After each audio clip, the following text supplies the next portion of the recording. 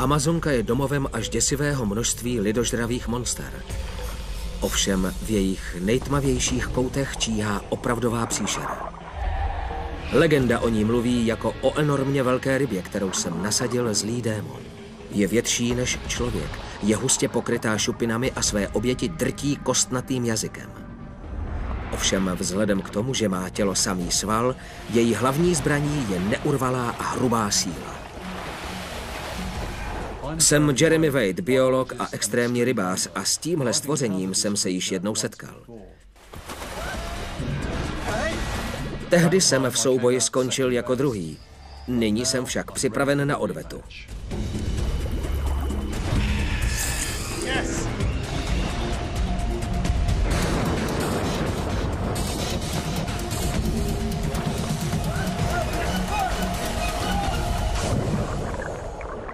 Televize Barrandov uvádí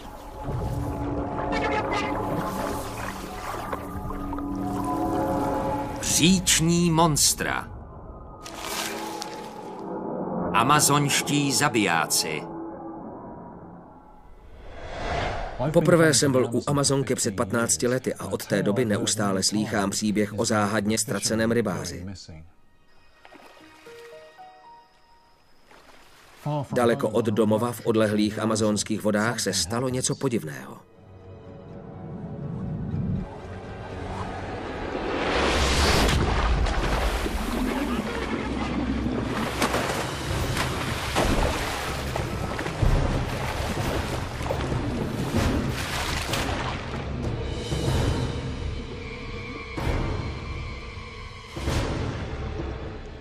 Lidé tvrdí, že se z vody vynořila nestvůra, která shodila rybáře z jeho kánoe. Ovšem bez očitých svědků je seznam podezřelých více než spekulativní. Opravdu žije v Amazonce tvor, který by byl schopen něco takového udělat? A pokud ano, který by to mohl být? Anakonda, kajman i piraňa jsou obecně známými zabijáky.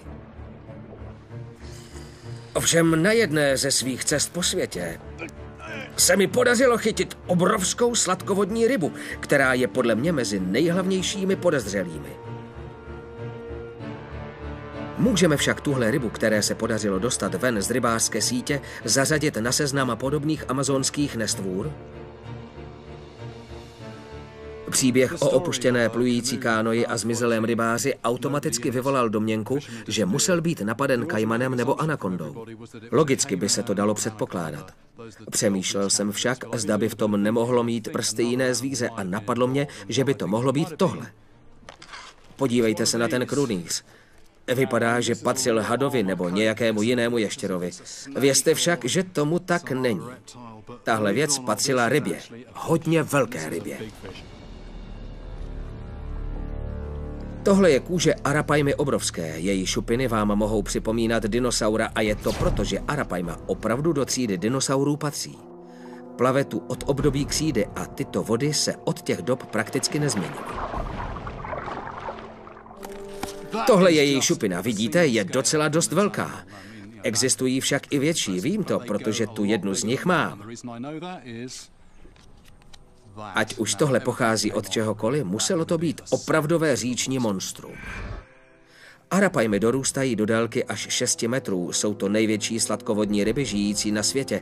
Za posledních pár let byly téměř vyhubeny, dnes jsou velmi vzácné a v mnoha oblastech je zakázáno je chytat.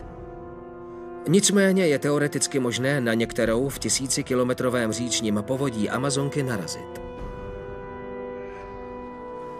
Jsem přesvědčen, že Arapajma má zmizení několika lidí zcela jistě na svědomí. Já si dal za úkol tuhle teorii prokázat a možná se mi také podaří některého z těchto potenciálních zabijáků chytit. Svou výpravu jsem započal v Manaus, ve městě nacházejícím se na západních hranicích, přímo v srdci brazilského povodí Amazonky. Musíme vědět, s kým budu mít tu čest, a tak jsem se rozhodl navštívit Arapajmí akvárium. Přímo zde.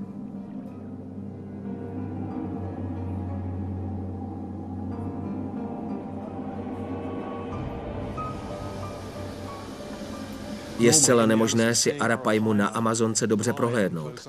V řece je příliš mnoho vody, která je navíc velmi kalná. Tohle je to pravé místo. Nacházíme se v baru přímo v centru Manaus. Tady si ji můžeme v klidu prozkoumat.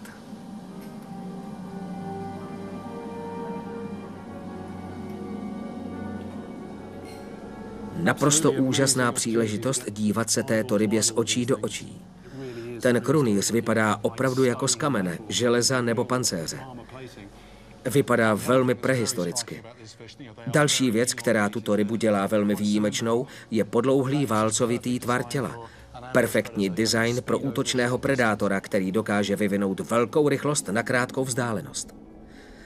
Arapaima je predátor ze své podstaty. Může sežrat jakoukoliv rybu, která se vejde do její kostnaté tlamy, včetně piraně. Živí se dokonce i ptáky nebo jinými živočichy, kteří se neopatrně pohybují blízko u hladiny. Pro ulovení své kořisti používají dost hrůznou techniku. V jazyku mají něco jako zub, kousek kosti, pomocí níž svou oběť rozdrtí o patro. To asi není moc příjemná smrt.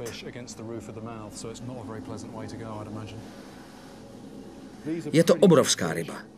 Sice její tlama není dost velká, aby mohla pozdřít člověka, na historky o tom, že ano, klidně zapomeňte, ale pořád vás může velmi lehce připravit o život.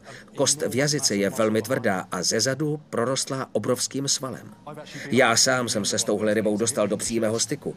Dala mi ránu do hrudníku a bez přehánění mohu říct, že bolest jsem cítil ještě měsíc a půl poté.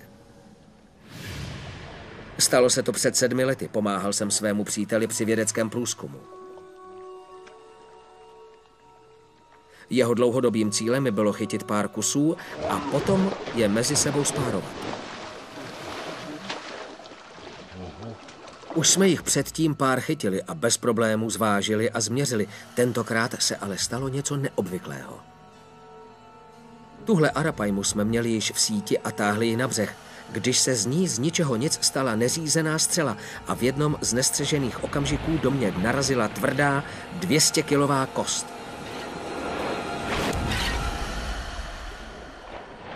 O týden později přirovnal doktor mé zranění k nárazu na řadící páku auta při autonehodě. Neříkám, že tohle stvoření je nějak zlé a úmyslně útočí na lidi, aby je sežralo. Na to nemá dost velkou tlamu. Ovšem zažiňte tuhle potvoru do úzkých a ona na vás nemilosrdně zaútočí. Na základě této zkušenosti se domnívám, že Arapaima může zabíjet. Pokud se jí tihle rybáři snažili ulovit nebo se jim nechtěně zapletla do sítí, určitě se velmi násilně bránila. Stačí se jen dotknout hlavy a dávám takovou ránu, že ztratíte vědomí a vaše tělo zůstane na pospas všem amazonským mrchožroutům. Pokusím se svou teorii prokázat a vyvrátit to, že má předešlá zkušenost byla jen shoda náhod. Jsem přesvědčen, že Arapaima je dost silná, aby mohla rybáře úmyslně shodit z lodě. Co je však důležité, i přesto, že jsou Arapaimy téměř vybity, stále je možné na nějakou velkou narazit.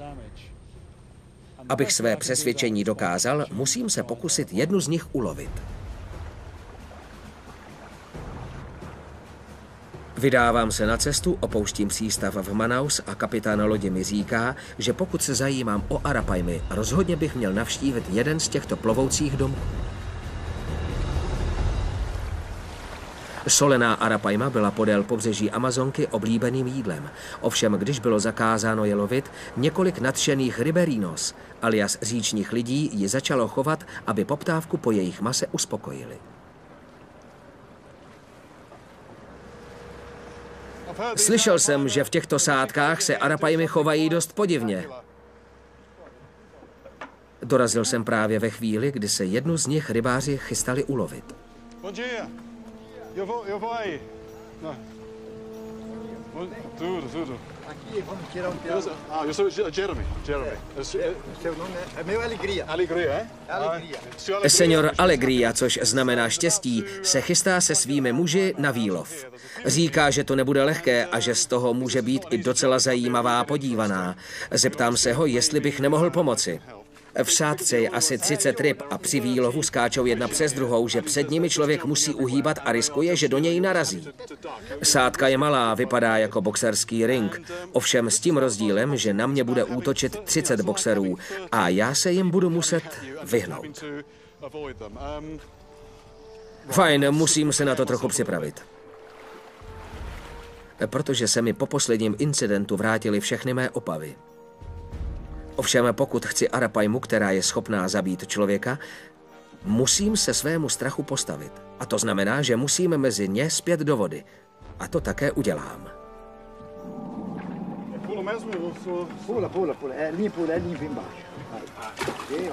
Proboha, zrovna jsem na jednu šlápnul.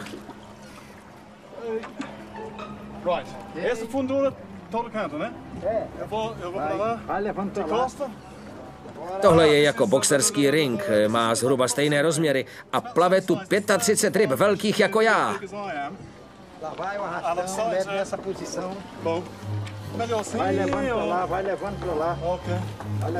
Fajn, teď síť. Chytit jednu z nich do sítě není až zase tak složité. Přesně tohle jsem dělal, když mi jedna z nich narazila hlavou do hrudníku. Navíc jsem byl varován, že tyhle ryby jsou při chytání velmi agresivní. Jdeme trochu více dopředu. Každý boxer by si teď dával velký pozor na všechny cenné části svého těla. Zatím to vypadá dobře.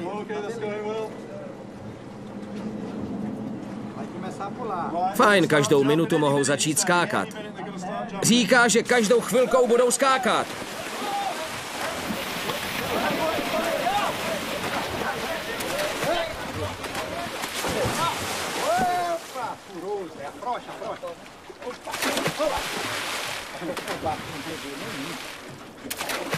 Fajn, ani jednu jsme nechytili, proto musíme podstoupit celou akci znovu. S vědomím, co mě čeká, se můj strach ještě prohloubil. Já se bojím, Jeremy se bojí, říká. Myslím, že teď bychom už mohli nějakou chytit. Prý budou více unavené, takže... snad jo.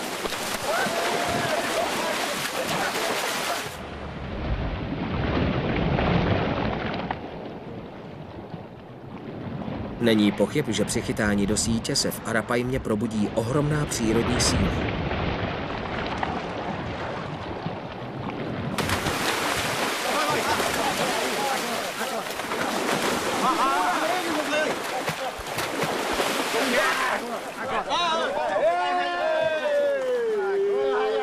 Díky těmto mužům se mi podařilo dosáhnout toho, že držím jednu z těch úžasných ryb v náručí.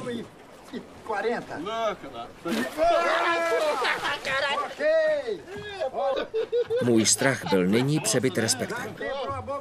Vyneseme ji nahoru! Myslím, že nyní jsem připraven postavit se jí tváří v tvář bez cizí pomoci. Hlavně pozor na její hlavu. Musí jít hlavou napřed. Tohle... Chtěli jednu z nich sníst. Tahle byla ale moc velká. Chtějí chytit menší. Myslím, že už si ji budou muset chytit beze mě.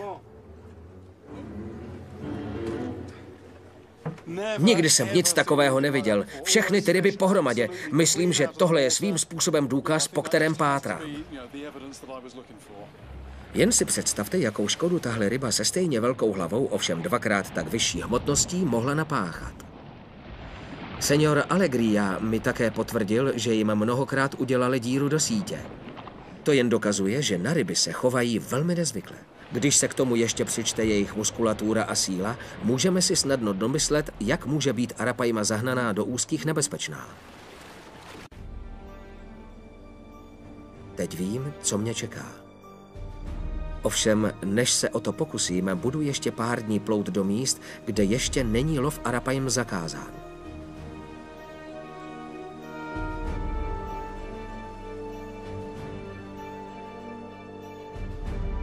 Po několika dnech zastavujeme na místě ležícím na povodí. Hodláme tu strávit noc.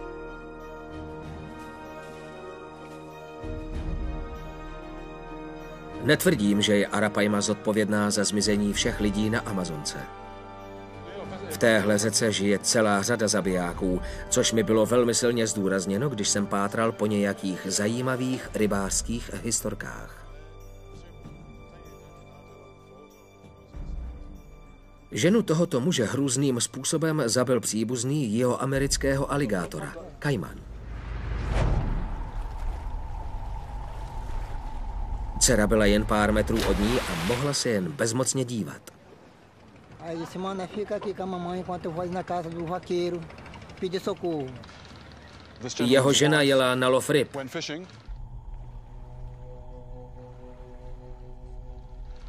Když se vracela, nechtěně přejela přes kajmana.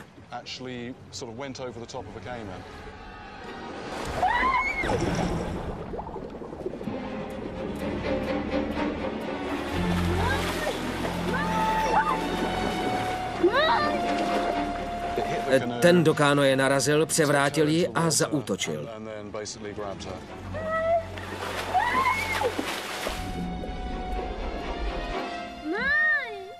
Depois eu gritei, aí ele soltou ela.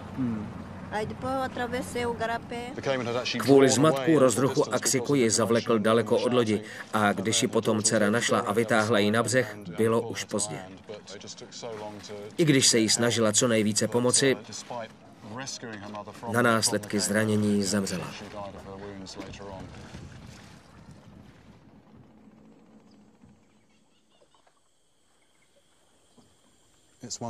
Existuje velké množství příběhů, velmi dramatických rybářských příběhů, kdy byli lidé ve vodě napadeni zvířaty. Ovšem slyšet jeden z nich od ženy, která na vlastní oči viděla, jak její matku zabil kajman, to vypovídá o tom, jak moc je tohle místo nebezpečné, zejména pro rybáře. A to není všechno. Ve vodě nežijí jen nebezpečné ryby. Žije tu celá škála velmi nebezpečných tvorů a různé havěti.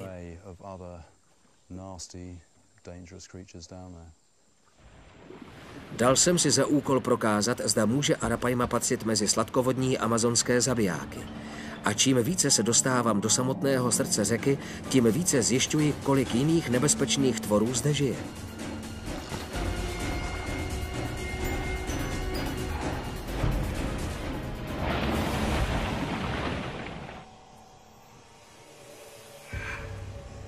Rybáři, kteří na Amazonce Arapaimy loví, se pravidelně vystavují nebezpečí napadení jinými říčními tvory, o jejichž zabijáckých úmyslech není pochyb.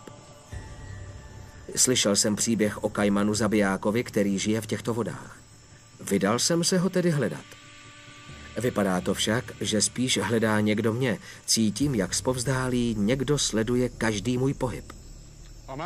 Je noc a já jsem zrovna na lovu kajmanů. Prý tu žijí tak velcí, že by neměli problém sežrat člověka. Až 6 metrů dlouzí. Svítím si baterkou, takže o mě určitě ví. Tady je, vidím ho, přímo tady, to je on. Možná bych mohl jednoho ulovit a dobře si ho prohlédnout.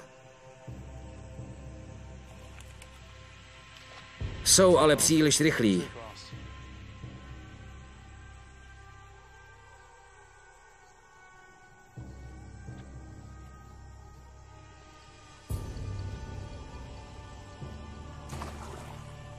Jo, mám ho!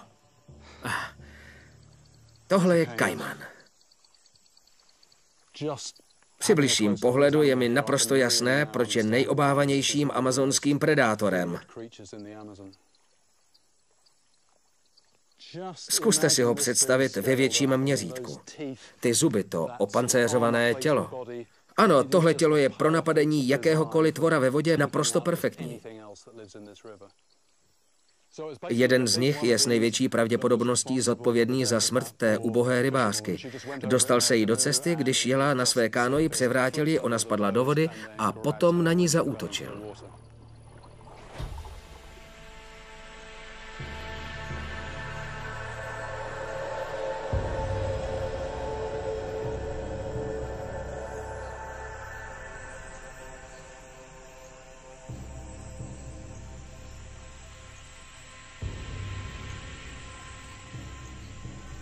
Když se dívám, kolik kajmanů v těchto vodách žije, vůbec se nedivím, že má arapaima dobře vyvinutý sebeobranný reflex a je těžké ji ulovit.